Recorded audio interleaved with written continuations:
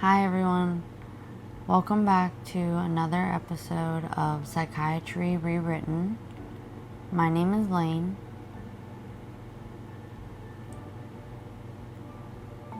In 1949, an Australian psychiatrist named John Cade was working in a repurposed army hut behind a crumbling mental hospital. He didn't have a grant. He didn't have a team. What he did have was a theory and some very unlucky guinea pigs. Because Cade believed mania wasn't just a psychological phenomenon. He thought it might be the result of something toxic in the body. So, he began injecting the urine of manic patients into guinea pigs to test his theory. Yeah, you heard that right. Urine, guinea pigs, psychiatry, stick with me. And of course, the animals started dying fast. Cade thought he was onto something, but needed a way to stabilize the urine compound. So he added a chemical buffer, which was lithium urate. But then something strange happened. The guinea pigs didn't just survive, they got calmer, more regulated, less erratic.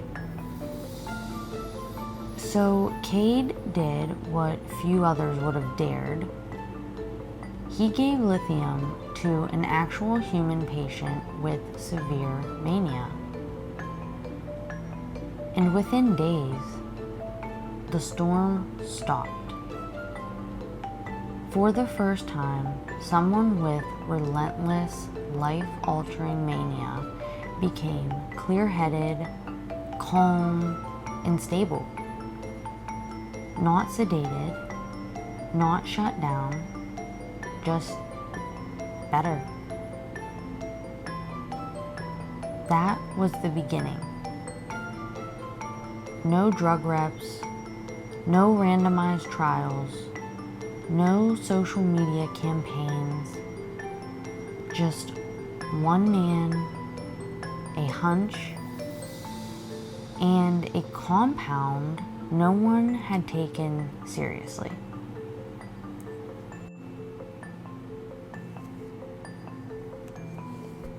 Today, we're talking about lithium, the most misunderstood, underused, and arguably life-saving medication in psychiatry. We'll unpack the science and the stigma and the surprising truth behind why something this powerful got such a bad name, and why it might deserve a second chance.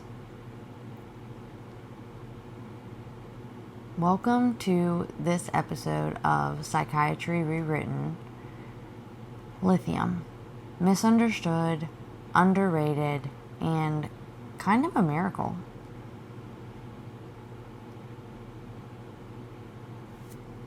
Let's be honest.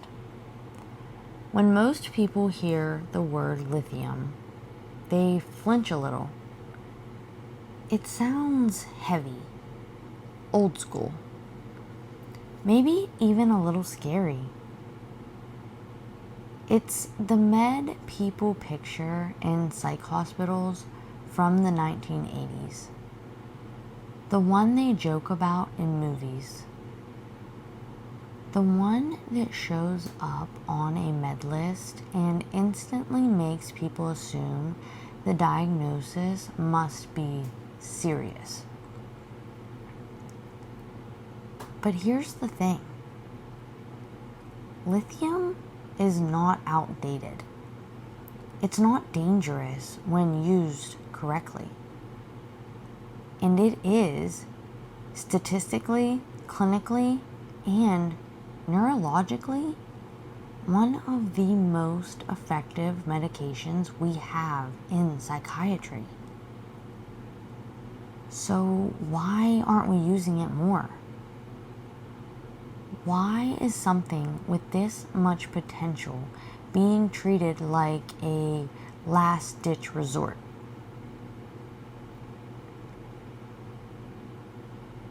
In the 1990s, lithium was prescribed for over half of all patients with bipolar disorder. But by 2019, that number had dropped to under 18%. Despite no new medication outperforming it in long-term outcomes. So, what happened? For one, lithium isn't easy to brand. It's a naturally occurring element. You can't patent it.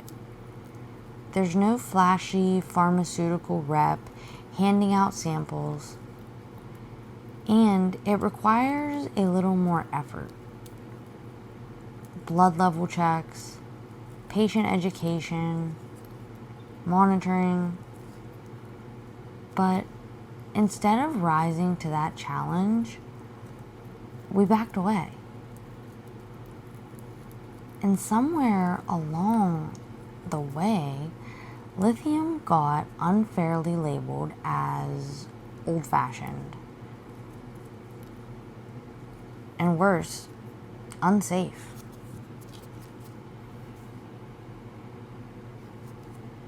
So for our first Mythbuster, lithium is only for people with severe bipolar disorder. That's a myth. The facts are that lithium can be used to treat a wide spectrum of mood conditions, including bipolar 1, bipolar 2, treatment-resistant depression, and even suicidality in people without a classic bipolar diagnosis. It's not just for the most severe cases. It's for the cases where nothing else is working, or where we want to stop things before they get worse. I've had patients who spent years bouncing between antidepressants, mood stabilizers, and antipsychotics. Nothing helped for long. And then we tried lithium, and they finally felt stable, not dulled, not numbed, just grounded, like themselves again. We think of lithium as the drug we use when everything else fails. But honestly, I've started thinking maybe we've just been saving the best for last.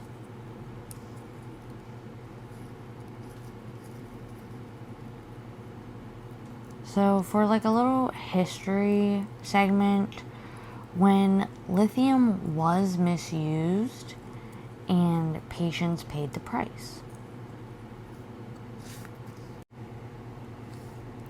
Lithium didn't earn its bad reputation out of nowhere. Some of it was fear, some of it was ignorance, but part of it,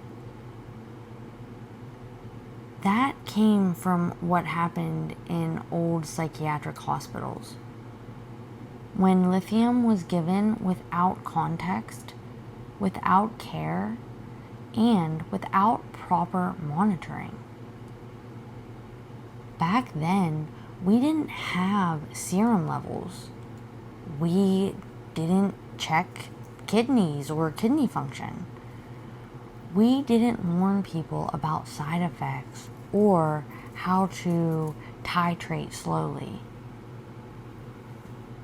People were dosed aggressively. Some got sick. Some got toxic. Some were told the side effects were just part of their condition. And the result? A generation of people who left institutions feeling worse. And a society that now equates lithium with losing control. But here's the truth. It wasn't the lithium that failed. It was the system that didn't understand how to use it.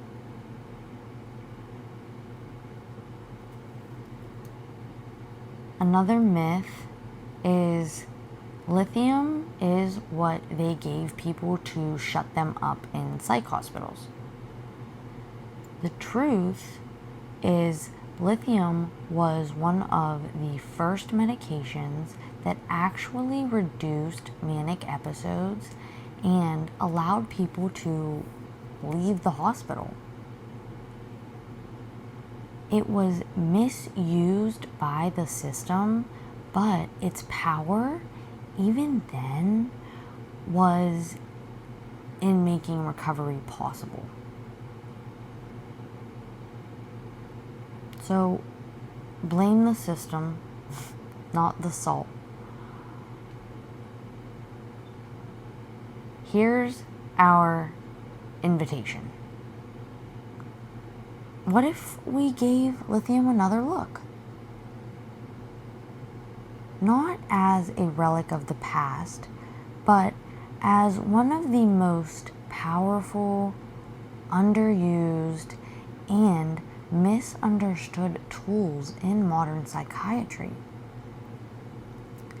Because when you strip away the stigma and really look at the data, it's not a fallback plan. It might just be the foundation we've been overlooking.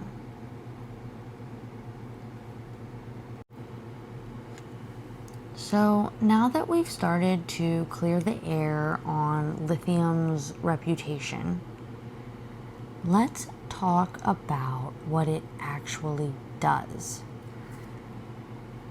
And I don't just mean it stabilizes moods.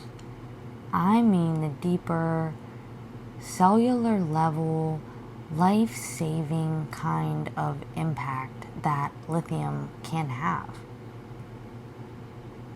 Because here's the truth.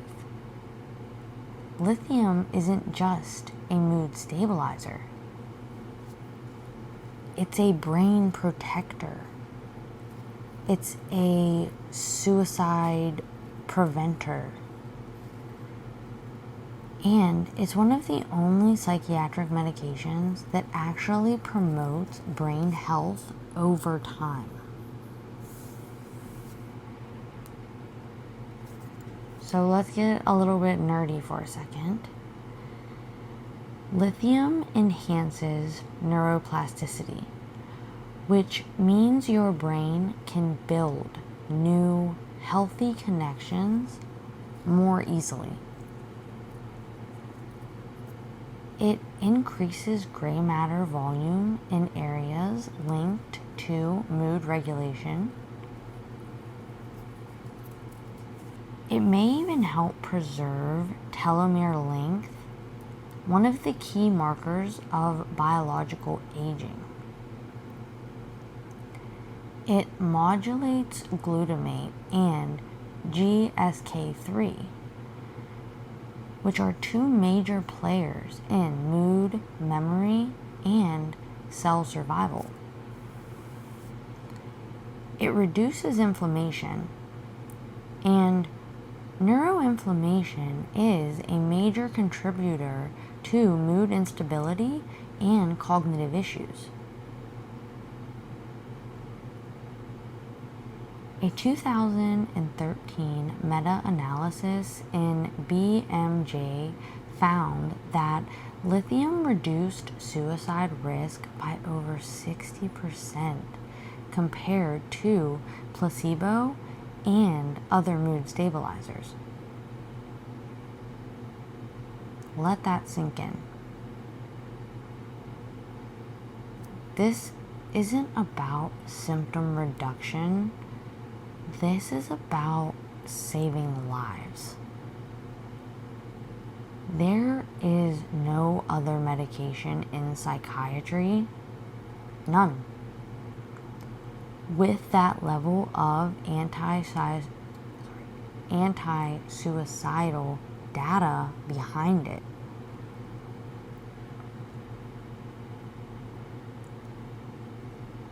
A little bonus fact.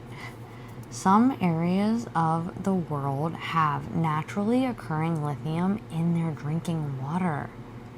And guess what? These areas have significantly lower rates of suicide and violent crime, even at microdose levels.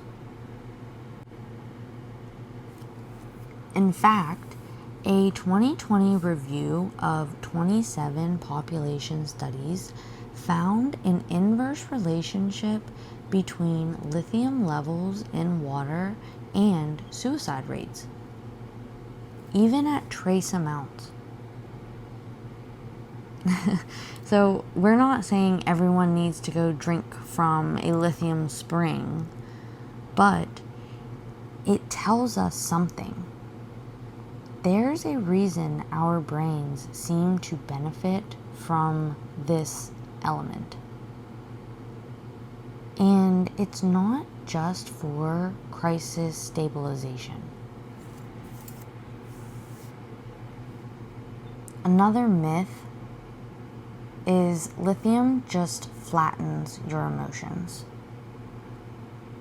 The fact is, no.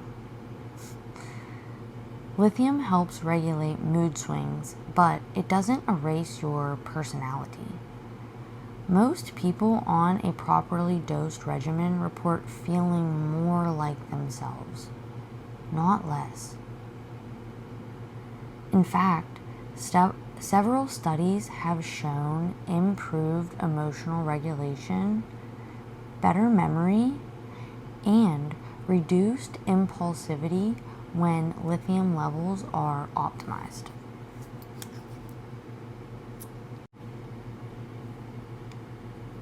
The beauty of lithium is that it doesn't sedate you. It doesn't zombify you. It stabilizes the emotional chaos without muting who you are. And that's powerful. Because sometimes the most dangerous thing isn't the depression, it's the instability between the highs and lows. When lithium works, it's not dramatic. It's subtle. It's someone telling you, I don't freak out every time I get bad news anymore. Or, I actually trust my brain again. That's the shift. And it's life-changing.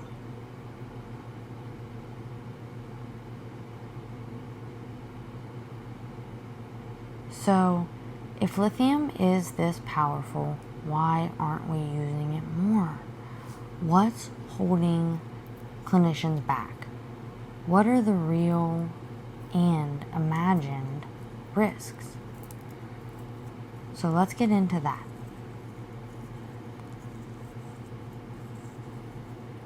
I just want to say this plainly. I think lithium is an incredible medication. I've seen it change lives. I've seen people go from crisis after crisis to finally feeling stable, and not in a numbed out, zombified way, but in a clear, grounded, fully them kind of way.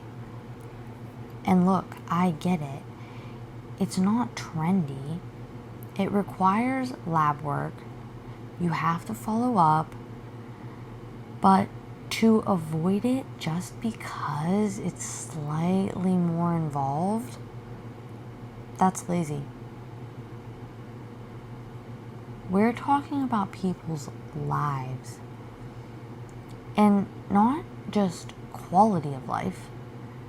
Sometimes it's the actual number of years they get, because constant stress, suicidality, and unstable mood episodes do real, measurable damage to the brain and body.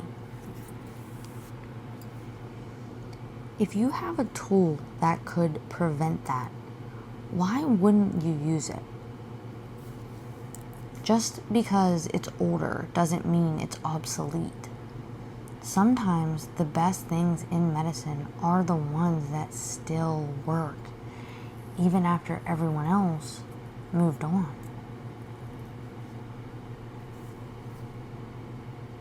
In fact, recent studies are exploring lithium not just as a mood stabilizer, but as a potential protective agent against neurodegenerative diseases like Alzheimer's and Parkinson's. Long-term lithium use has been associated with better cognitive outcomes, delayed progression of dementia, and increased gray matter in aging brains. One study found that low-dose lithium slowed cognitive decline in patients with mild cognitive impairment, a known risk factor for Alzheimer's.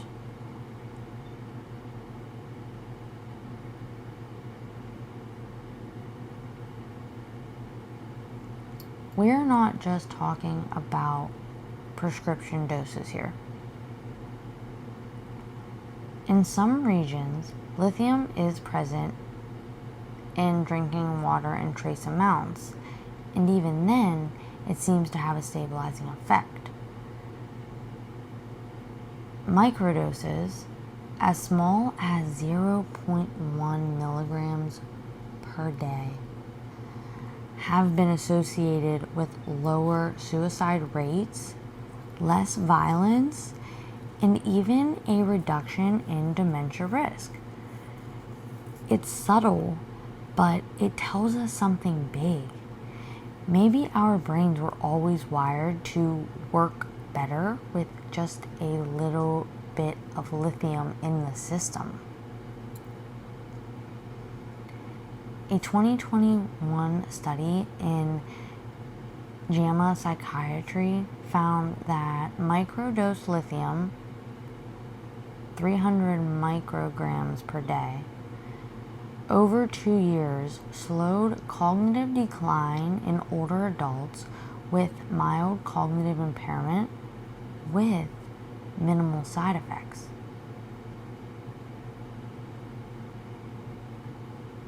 And let's back up for a second, because most people hear the word lithium and immediately think heavy-duty psych med. But lithium isn't some mystery chemical. It's not a lab experiment. It's literally an element. Number 3 on the periodic table. One of the most basic building blocks in the universe. In its raw form, lithium is a naturally occurring salt, just like sodium or potassium. It's found in mineral springs, in rocks, even in small amounts in your drinking water. We're not talking about a synthetic cocktail. We're talking about something the earth made. Something your body already knows how to handle in small, stable doses. And that matters. Because a lot of the fear around lithium comes from people thinking it's more intense or unnatural than it is. It's not. It's just chemistry. And when used wisely, it can be life-changing.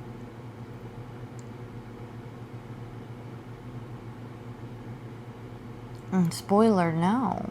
Lithium didn't fall because of scandal. It fell because of misunderstanding. There was no big lawsuit. People sometimes assume that if a med's this avoided, something must have gone wrong. Like, maybe there was a class action lawsuit, or a scandal, or some kind of cover-up. But here's the truth. There wasn't. No massive lawsuits. No corporate meltdown. No recall. Lithium didn't fall because it failed. It fell because we got scared and we stopped asking questions. So what did happen? In the early years, monitoring didn't exist, and that did lead to some cases of toxicity. Not because lithium was unsafe, but because we didn't know yet how to dose and check levels properly. That scared people, and the US delayed approval until 1970, long after Australia and Europe had already made its standard of care. Then came the marketing wave. Newer drugs, less monitoring, more profit. Lithium quietly got pushed to the back shelf. And thanks to pop culture, it gained a reputation as the scary psych med. It showed up in movie scripts, TV shows, song lyrics, and almost always as shorthand for someone's really messed up. So no, lithium didn't disappear because of some giant legal disaster. It disappeared because it wasn't easy. It wasn't flashy. And it didn't have a drug rep in the hallway handing out pens or delicious food. And somewhere along the way, we stopped trusting what was actually working. So again, the part that really gets me, lithium works. The data is there. The history is there. The lives changed are there. And yet, it's one of the least prescribed mood stabilizers today. Why? The first reason is the stigma. There's a kind of mythology around lithium, not in a good way. People think of it as a heavy-duty drug, a last resort, a med for the really sick people. It's the kind of thing patients whisper about, and clinicians hesitate to offer, either because they're afraid of how the patient will react, or because they carry that same bias. But let's be clear, that stigma isn't rooted in evidence. It's rooted in fear, in history, and in a culture that equates blood draws with danger. Reason number 2 is monitoring fatigue. Lithium requires follow-up. You have to monitor kidney function, thyroid levels, and lithium serum levels regularly, especially early on when you're first starting it and titrating it and seeing how that individual metabolizes and reacts to it. But here's the thing, that's not a flaw, that's just safety. We do regular labs for dozens of other meds like Depakote, Tegretol, clozapine, and even statins for cholesterol. But somehow, when it comes to lithium, those same precautions get treated like a deal breaker. In a 2019 study by Baldessarini et al., fewer than 1 in 5 bipolar patients were offered lithium as a first-line option, despite it being recommended by every major treatment guideline. Let that sink in. Not offered as a backup. Not offered at all. Reason 3, follow the money. Lithium isn't a branded drug anymore. It's generic. It doesn't make anyone rich. There are no commercials for it during the Super Bowl. No glossy flyers in the clinic. No catchphrase or ask your doctor if lithium is right for you. Newer drugs with flashier names and bigger marketing budgets take the spotlight, even when their long-term data can't hold a candle to lithium's.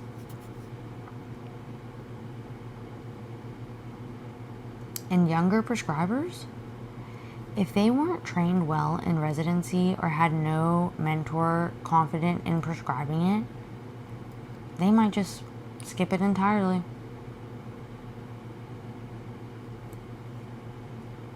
Another myth is lithium is dangerous because of kidney failure. The fact is, with appropriate monitoring, the risk of long-term kidney damage is low and almost always reversible if caught early. Most people tolerate it just fine, especially on low to moderate doses. In fact, only around 0.5 to 1% of long-term lithium users develop serious kidney disease or issues, and usually after decades, not months.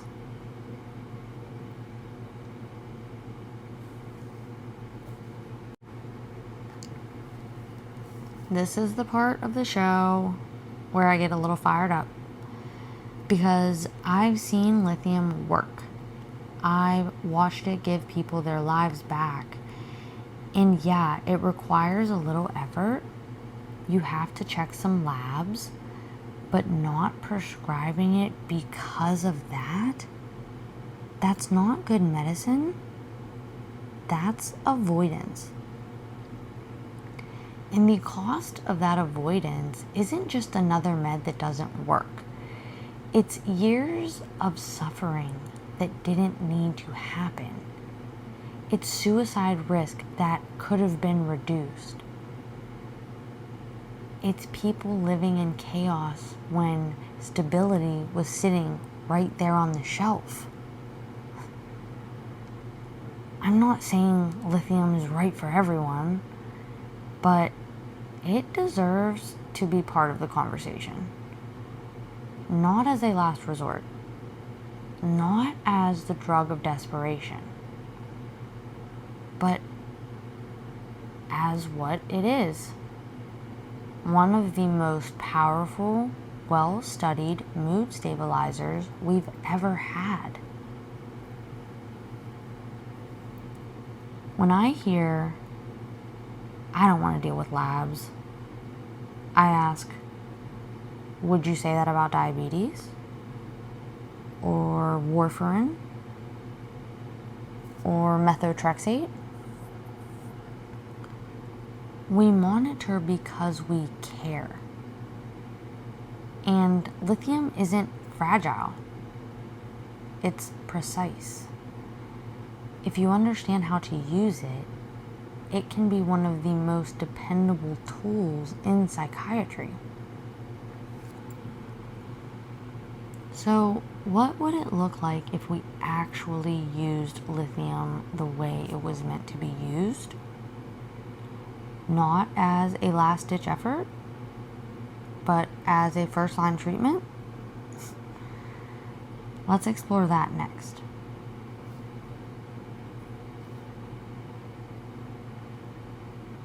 Let's flip the narrative. What if lithium wasn't the drug we reach for after everything else fails, but the one we start with when we still have time to prevent the worst? What if instead of last resort, it became our first chance to offer real long-term stability? Because here's what most people don't realize. Lithium is, and always has been, a first-line recommendation in nearly every major psychiatric guideline for the treatment of bipolar disorder. It's not a fringe option. It's the standard. We just stopped treating it that way. Let's look at what people are often offered before lithium.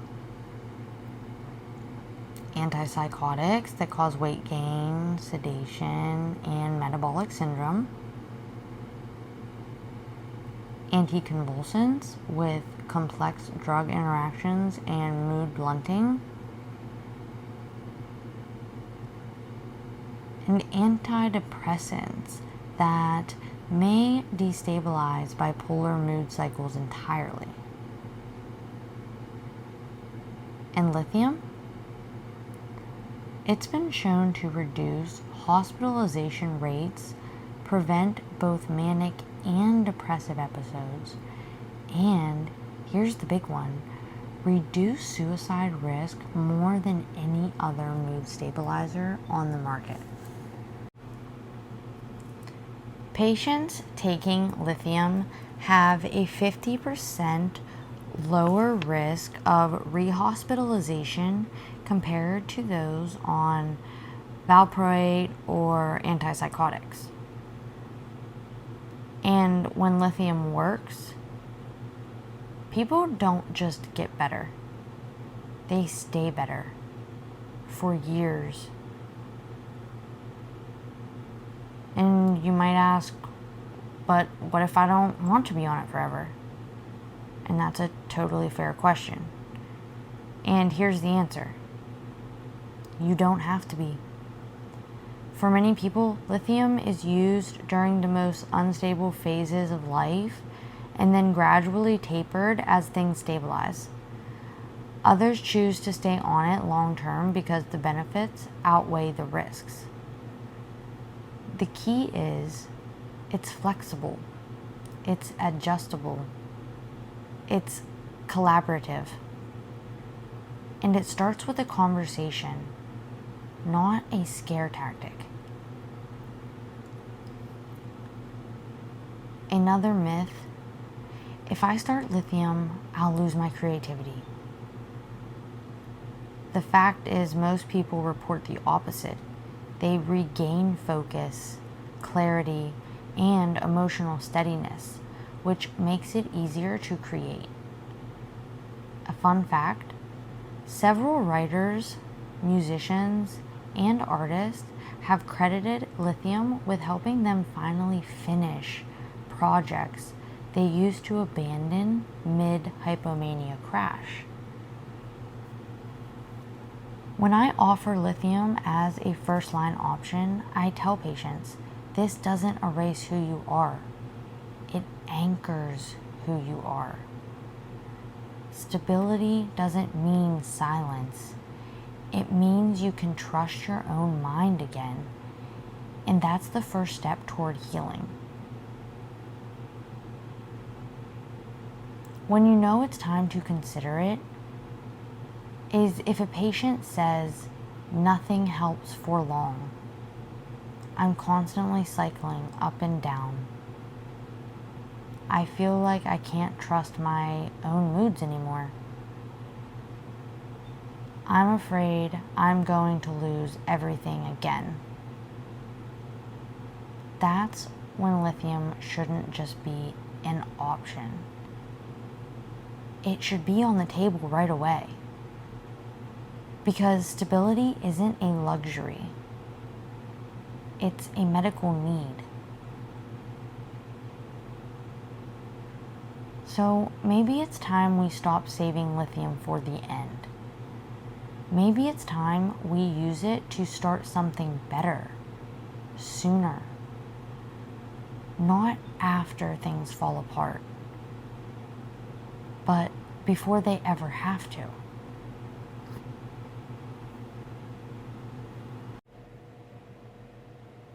We don't talk about this part enough, so let's say this clearly. Yes, lithium can be used in children and adolescents, and sometimes it should be. I've worked with kids who have trauma histories, who self-harm, who have passive suicidal thoughts every single day. Kids who have been hospitalized 5, 6, even 10 times before they're old enough to drive. And yet, even then, when the conversation turns to lithium, the room goes quiet. People hesitate. Clinicians back away. Parents panic. Because lithium sounds big. It sounds serious. And no one wants to be the one who puts a kid on lithium. But here's the thing no one tells you. Not treating those symptoms, not offering true stabilization, that's serious too. And we might be sparing ourselves discomfort while sentencing them to years of misery. A 2020 study in Journal of the American Academy of Child and Adolescent Psychiatry found that lithium was more effective than placebo in reducing suicidal behavior in adolescents with bipolar disorder and well tolerated with proper monitoring. No one is saying lithium should be handed out like candy. It should be monitored, thoughtful, measured. But when a child's entire world is chaos, when they don't trust their own brain, when their only coping skill is to hurt themselves, why wouldn't we offer the medication that might finally give them peace? We're not numbing them. We're helping them regulate. If a medication can reduce suicidal thoughts, improve sleep, and help a young person stay out of the hospital, isn't that worth the labs? Don't let fear keep you from considering what could be life-saving. Because sometimes the bravest thing you can do for a kid is offer them a chance to stabilize before the damage gets deeper.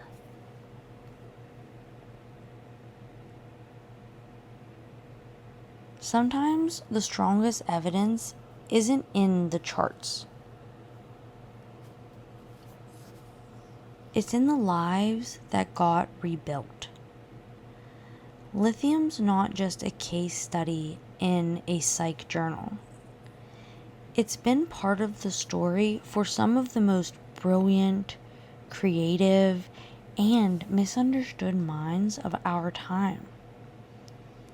And while many people never talk about it publicly, some did. And what they said changed everything.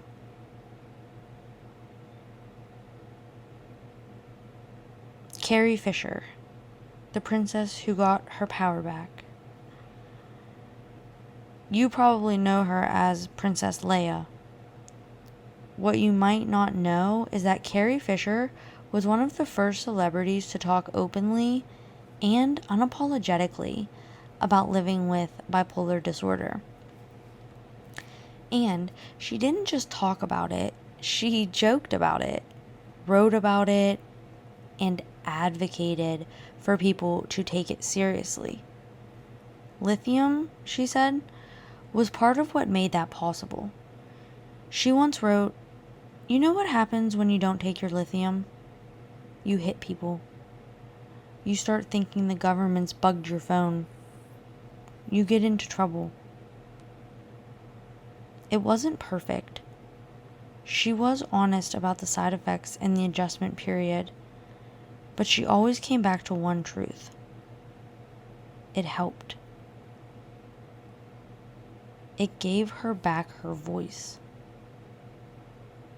And she gave people permission to stop whispering about bipolar disorder. And in doing that, she gave lithium and recovery a face people recognized. Patty Duke was a child star, an Oscar winner, and for years, someone battling invisible chaos.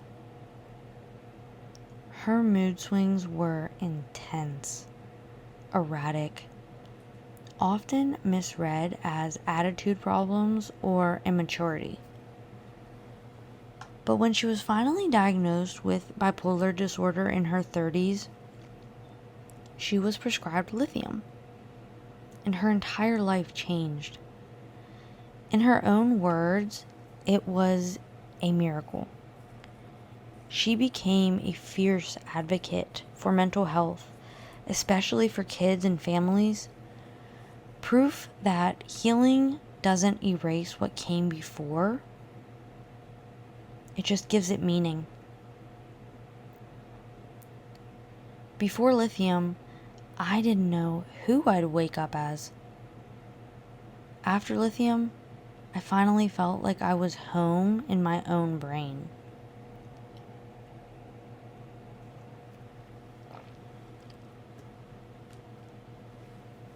Nirvana's iconic track, Lithium, isn't technically about the drug, but it tapped into something raw.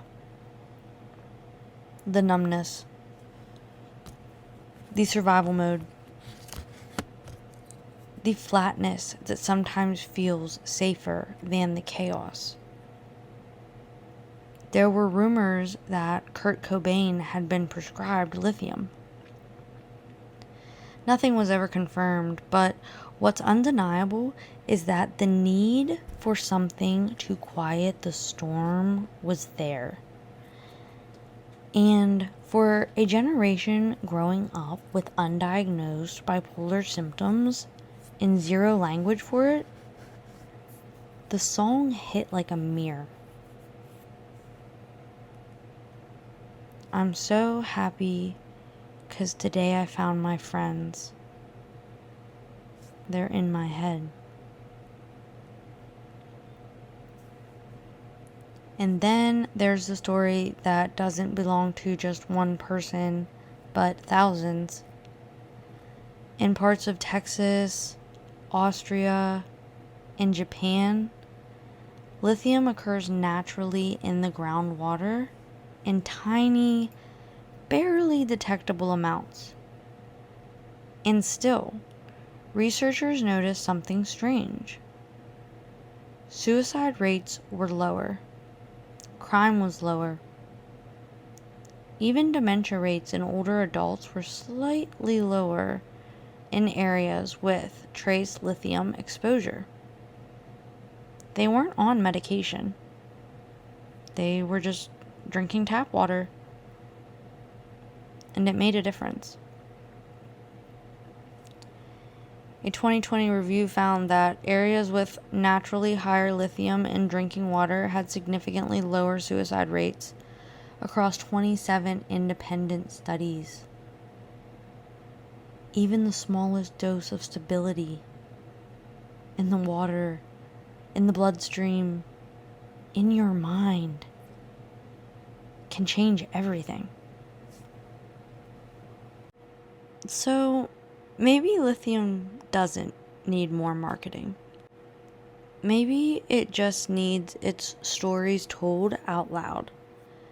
Because when you actually listen to the people who have taken it, the real people, not the scare campaigns, what you hear isn't dullness. It's relief. It's clarity. It's someone getting their life back.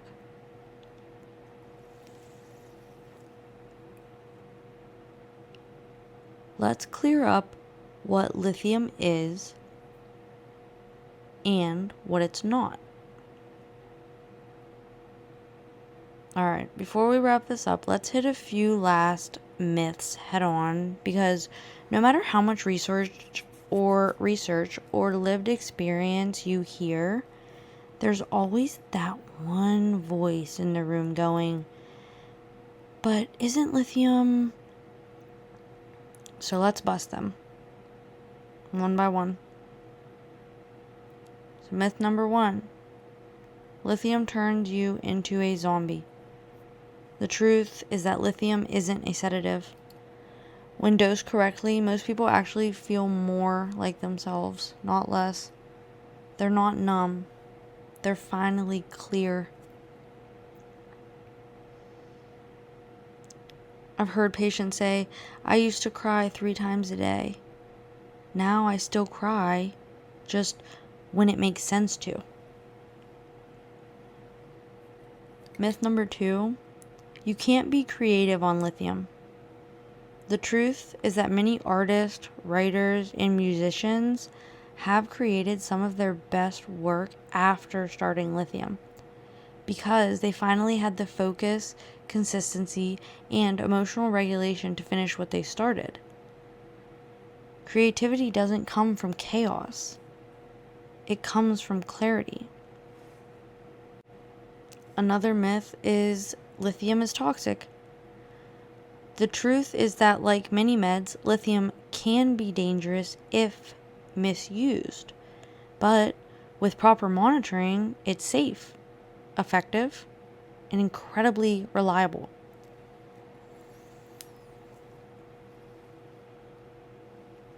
Less than 1% of patients develop serious kidney issues, and that's usually after decades, not months. Myth number 4 is only for bipolar 1. The truth is that lithium is effective in bipolar 2, treatment-resistant depression, and even as an anti-suicidal agent for people without formal bipolar diagnoses. It's not about the label. It's about the pattern. Myth number 5. It's a last resort. The truth is that lithium is a first-line treatment. Always has been. We just stopped using it that way. First line doesn't mean last chance. It means we believe it works. And we believe you are worth stabilizing.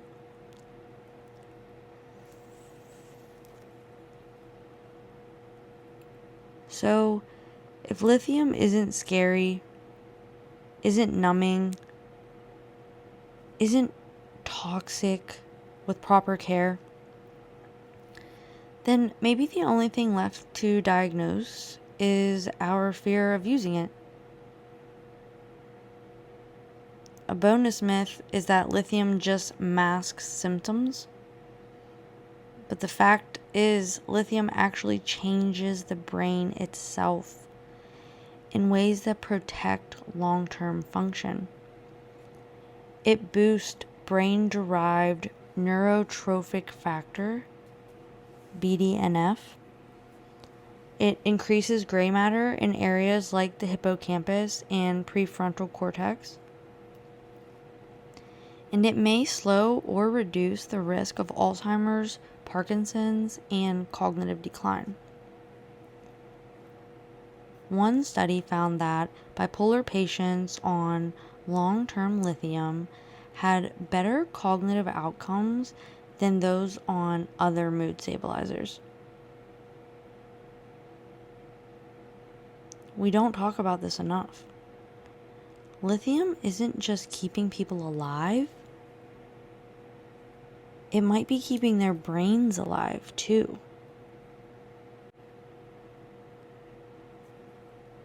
What if a tiny dose could still change everything? Something you might not know, and that a lot of clinicians overlook: lithium doesn't have to be prescribed at high doses to be helpful. In fact, some patients benefit significantly from low-dose lithium.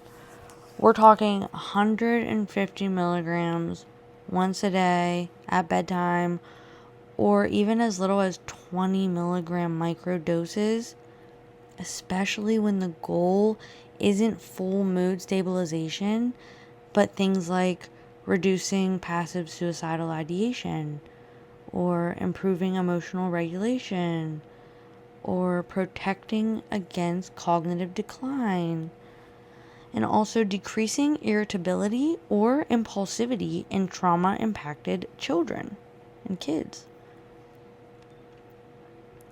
In a 2021 study, microdose lithium, such as 300 micrograms per day, not milligrams, micrograms, slowed cognitive decline in older adults at risk for dementia with no toxicity or side effects. This is huge because for patients or parents who are afraid of going on lithium, a lower dose might be a gentle place to start. And sometimes that's all it takes. You don't always need to push for a full therapeutic blood level. You just need to reduce the internal chaos enough for someone to catch their breath.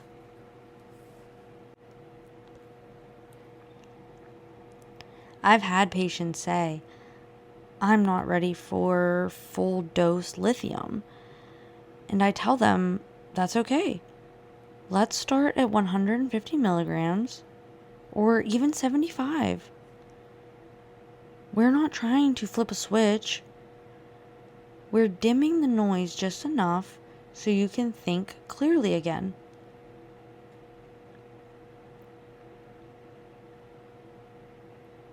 Lithium isn't just for bipolar disorder. It's also been used, sometimes quietly, sometimes experimentally, to support people in early recovery from addiction, especially when there's intense irritability or rage during benzo withdrawal, mood swings, impulsivity, and depression after opioid detox,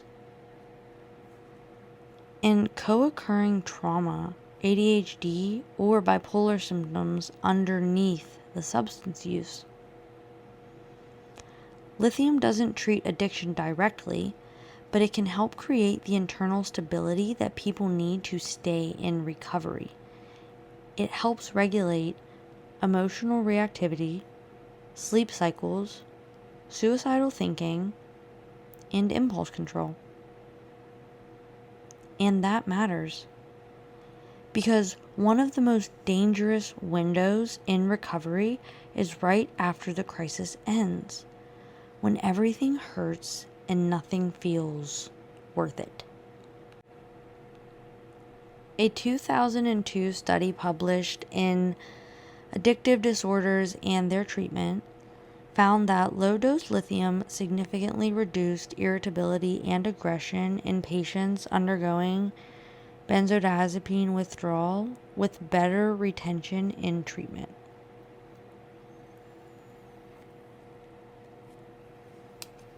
We don't talk about this enough, but for patients with trauma histories and chaotic withdrawal symptoms, lithium can create just enough calm to keep them from giving up.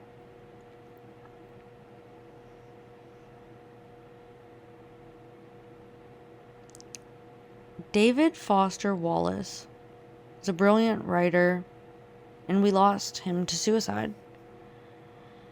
He was the author of Infinite Jest and one of the most influential literary voices of the 21st century. Wallace reportedly took lithium for many years for his bipolar depression, but later switched to phenelzine, which is an MAOI, and this was a choice that required him to stop lithium due to interaction risks.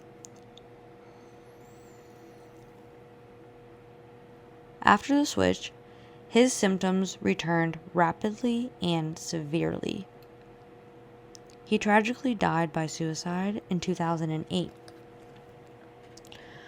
While he didn't stop lithium out of fear, it's a devastating example of how removing lithium, even carefully, can unravel hard-won stability.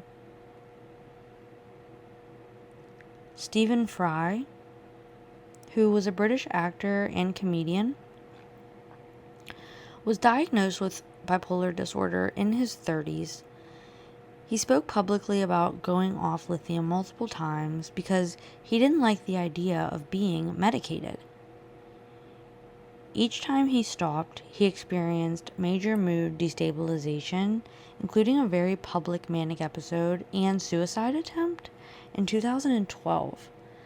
He later said, "There is no cure for bipolar, but there is management.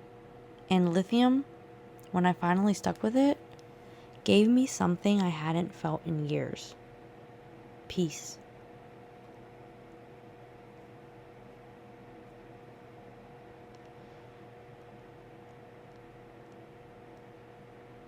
A 2003 meta-analysis found that in patients with bipolar disorder who stopped lithium after a period of stability, suicide rates increased nearly 20-fold. That's not just relapse. That's fatal relapse. Sometimes the clearest case for lithium isn't what happens when you take it. It's what happens when you stop. Because just like David Foster Wallace, who spent years writing about consciousness, self-doubt, and pain, lithium helped him stay connected to life for many years. But when the medication changed and the stability disappeared, the darkness came back fast, and he didn't make it through. It's not a scare tactic. It's a reality check. Because for some people, lithium isn't just a stabilizer. It's a lifeline. And when we pull it away too fast, or never offer it at all, the storm doesn't knock politely. It erupts. We've covered the history, the science, the stigma, the stories, and if you're still here, you probably already feel it, that pull to rethink what you thought you knew. Lithium isn't perfect. No medication is. But it is powerful. It is precise. And when used well, it doesn't erase who you are. It anchors who you are. Because in a world where people are drowning in chaos, mood swings, and quiet desperation, stability isn't boring. It's freedom. one last truth. Lithium isn't a punishment. It's not a sedation strategy. It's not a drug you end up on when you run out of options.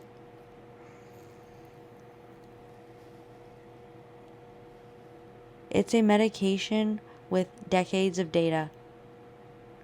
A compound that literally protects your brain. And a lifeline that's been sitting right in front of us, ignored, because we were afraid to look past the label. I've seen what it can do.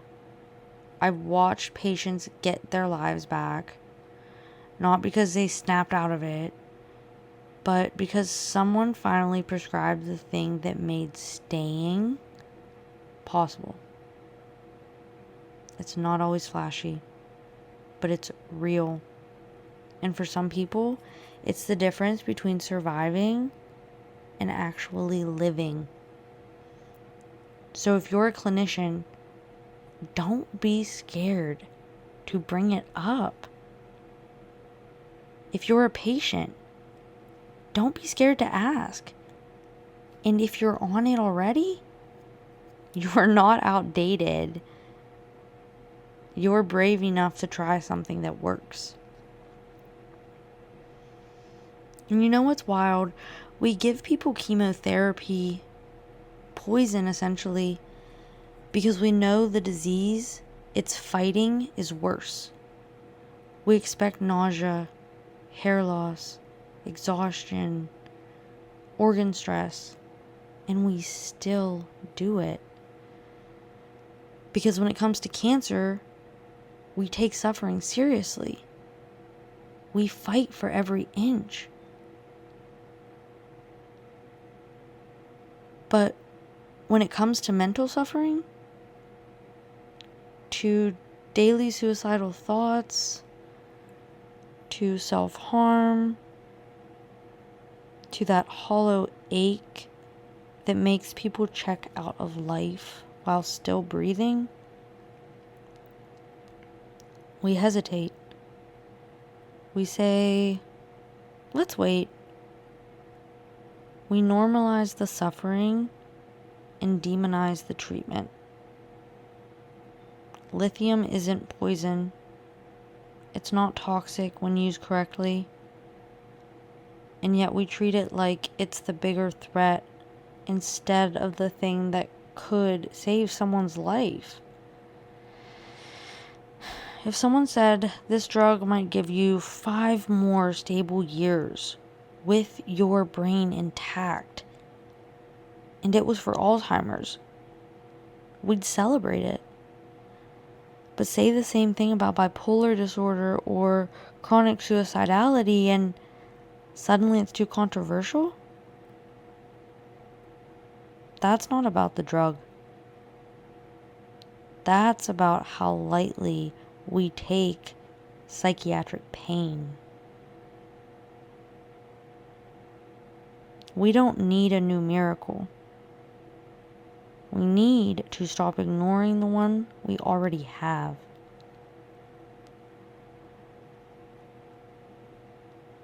Another thing that's wild, researchers are now developing a brain-targeted version of lithium.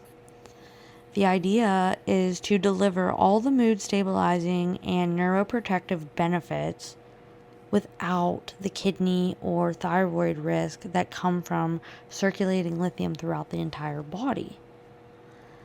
If this works, it could completely change how we use lithium. It could remove the biggest barrier people have to trying it. And it might even make it the most prescribed mood stabilizer again, not the least. Clinical trials are already underway, and early models are promising. So this story, it's just getting started. Researchers at Stanford and other institutions are currently investigating nano-formulated or CNS-specific lithium compounds that cross the blood-brain barrier while sparing the kidneys and endocrine system. And just to put a final pin in it, we're not just talking about mood stabilization here. We're talking about the possibility that lithium may actually protect your brain as you age. Fewer memory issues, less shrinkage of the cortex, even a shot at slowing dementia. That's not just treatment, that's prevention.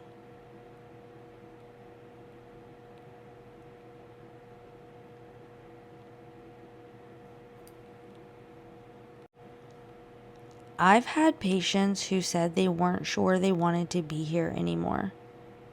Every day. We started lithium, sometimes at low doses, often at low doses. And within weeks, that urgency was gone.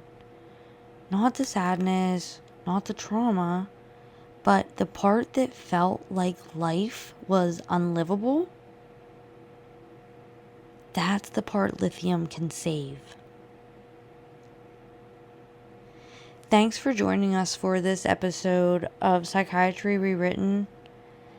If this made you think differently about medication, about stigma, or about yourself, share it with someone who needs to hear it. And remember, stability isn't the absence of feeling. It's the return of control. We'll see you next time.